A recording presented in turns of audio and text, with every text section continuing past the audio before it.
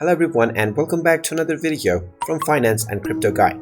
In this video, I'm going to show you how to log in to your existing account on Capital One Bank. So let's get started right away. First of all, open up your web browser and then in the address bar type in capitalone.com and press enter.